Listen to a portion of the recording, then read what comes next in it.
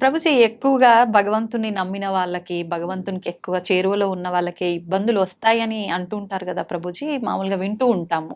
అదంతా ఎంతవరకు నిజం అంటారు? అసలు నిజంగా హ్మ్. భగవంతుడి దగ్గర ఉన్న వాడికి కష్టాలు రావు అనేది ఎంత అబద్ధమో, హ్మ్. భగవంతుడి దగ్గర ఉన్న వాళ్ళకి ఎక్కువ కష్టాలు వస్తాయి అనేది కూడా అంతే అబద్ధం. హ్మ్.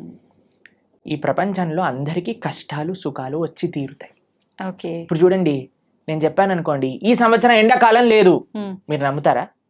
ఎలా సాధ్యపడుతుంది ప్రభుజీ? పడదు కదా. హ్మ్. నేను చెప్పాను అనుకోండి, ఈ సంవత్సరం ఓన్లీ ఎండాకాలం ఉంటుంది, హ్మ్. వర్షాకాలం ఉండదు, చలికాలం ఉండదు అని అంటే మీరేమంటారు? ఓ బాగుంది, చాలా బ్రహ్మాండంగా ఉంటుంది అంటారా? వినటానికి బాగుంది కానీ ఎలా జరుగుతుంది? అంతే కదా అలా ప్రభుజీ. ఉండదు కదండి. అవును. వర్షాకాలం వచ్చినప్పుడు చలికాలం వస్తుంది, చలికాలం అయిపోయాక ఎండాకాలం వస్తుంది, ఎండాకాలం అయిపోయాక మళ్ళీ చలికాలం వస్తుంది, వర్షాకాలం వస్తుంది. ఇది ప్రపంచంలో అందరికీ తెలిసిన విధం. అవును.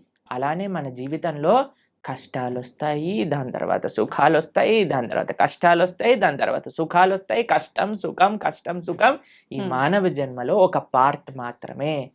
దీన్ని అండర్స్టాండ్ చేసుకొని యాక్సెప్ట్ చేసుకోవాలి ఫస్ట్ విషయం. ఓకే. దీనికి భగవంతుడికి ఎటువంటి సంబంధం లేదు.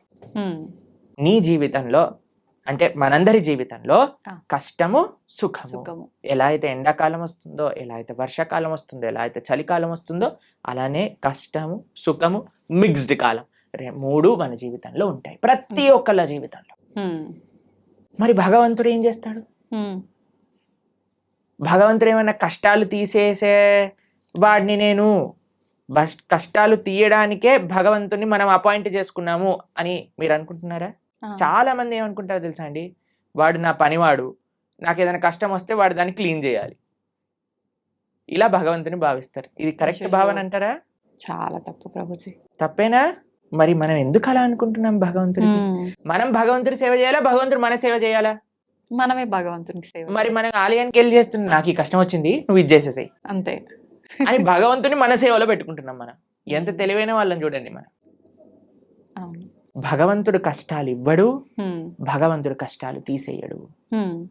భగవంతుడు కష్టాలలో దాన్ని ఎదుర్కొనే ధైర్యాన్ని ఇస్తాడు. ఓకే. కష్టం రూపంలో మనకేదన్నా మనం చెడు మార్గంలోకి వెళితే భగవంతుడు ఒక కష్టాన్ని సృష్టించి మనల్ని కాపాడుతాడు, ఎక్కువ ప్రమాదం జరగకుండా. అంతేకాని మనల్ని ఎప్పుడూ భగవంతుడు కష్టాలు పెట్టడు, కష్టాలని ఆపడు. మీకు ఒక ఎగ్జాంపుల్ చెప్తాను. నిన్నే మేము టీవీలో చూసాము.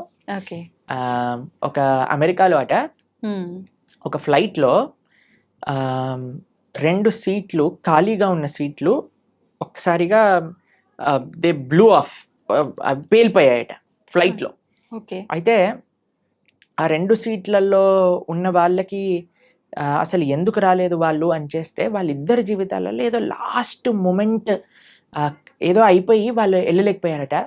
అరే మేము ఫ్లైట్ మిస్ అయిపోయాం, ఆ డబ్బులు పోయాయి, అవి ఇవి అని ఫుల్ బాధపడ్డారట. ఎప్పటి వరకు అంటే ఆ 2 సీట్లు పేలిపోయాయి అని తెలిసినంత వరకు. ఇప్పుడు దాన్ని వెస్టర్న్ టర్మినాలజీస్ లో బర్న్ట్ టోస్ట్ ఫినామినా అని అంటున్నారు అనమాట.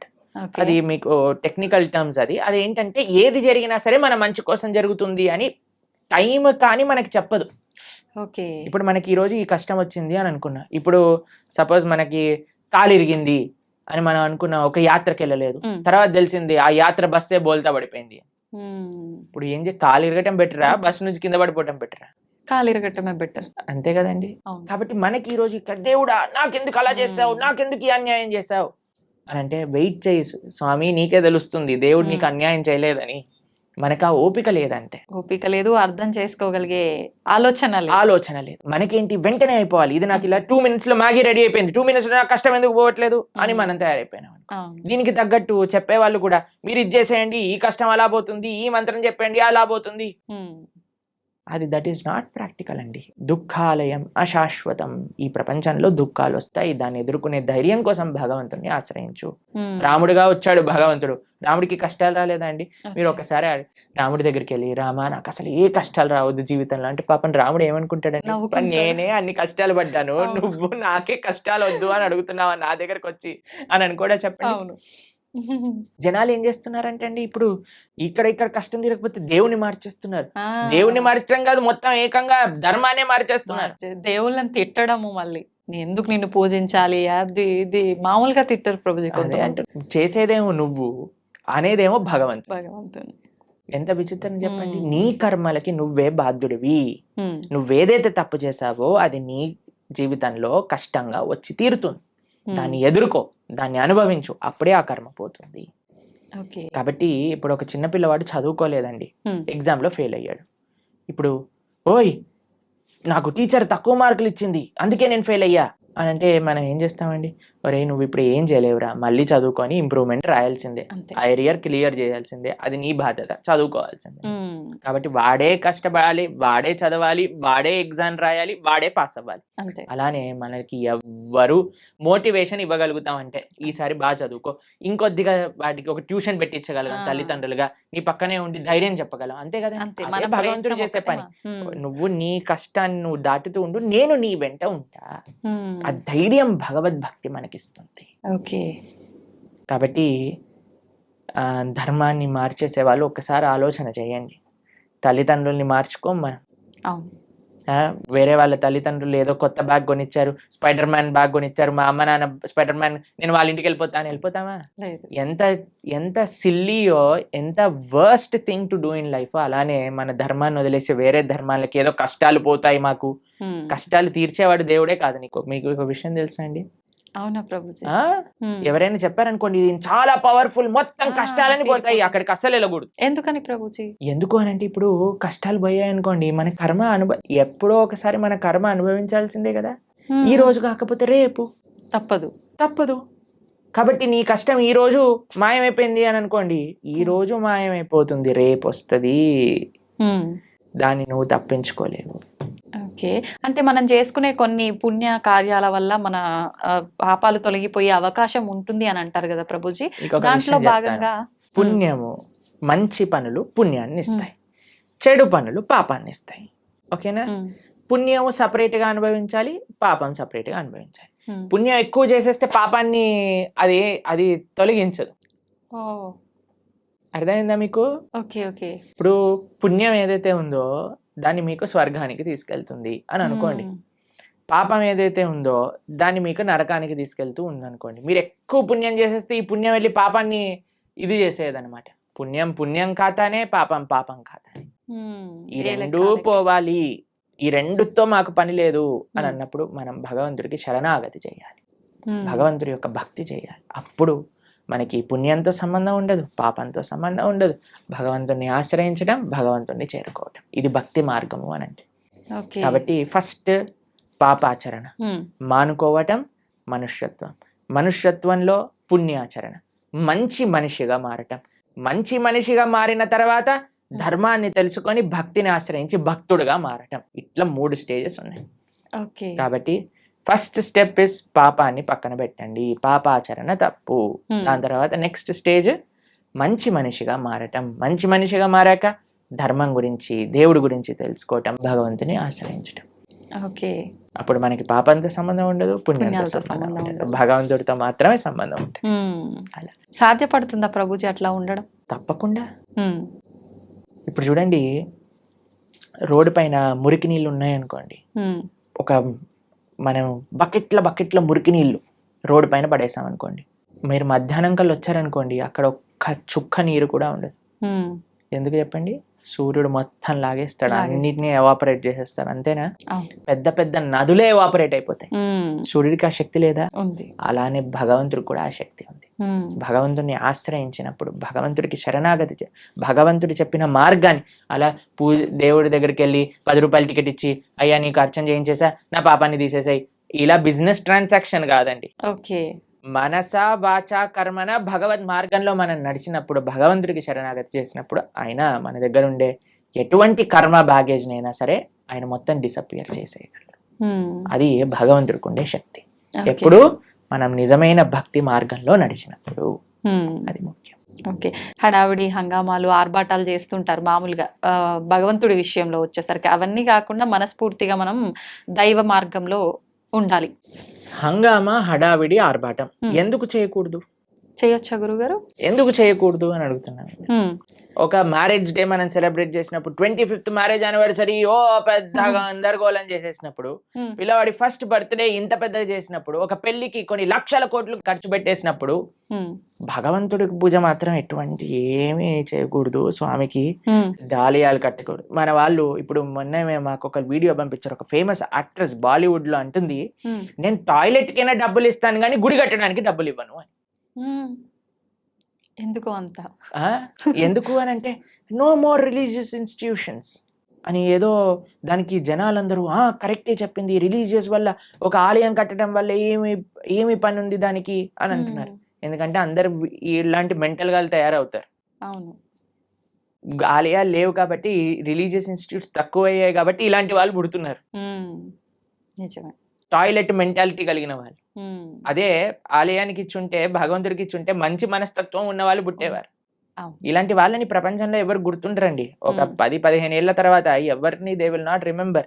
కానీ మనం ఇప్పటికీ గుర్తు పెట్టుకునేది ఎవరిని అని అంటే శివాజీ మహారాజ్ లాంటి రాజులు, ఎవరైతే ధర్మం కోసం కాపాడారు, దేశం కోసం ప్రయత్నం చేశారు, దేశం కోసం, దైవం కోసం, సమాజం కోసం. ఇటువంటి భావనలే రావట్లేదండి జనాలకి ఈ మధ్య. మొత్తం ఫ్యాషన్ అయిపోయింది. భగవంతుడి యొక్క ఆలయం రామ మందిరం కట్టడానికంటే ఎందుకు ఇన్ని వేల కోట్లు, అందరినీ పేద ప్రజలకు పంచేయచ్చు కదా. ఎన్ని రోజులు పంచుతావు, ఎన్ని రోజులు పంచుతావు అనేది ప్రశ్న. ఈ రోజు నువ్వు అన్నం పెట్టగలవా, రేపు పెట్టగలవా, ఎల్లుండి పెట్టగలవా, ఆకలి తీరుతుందా?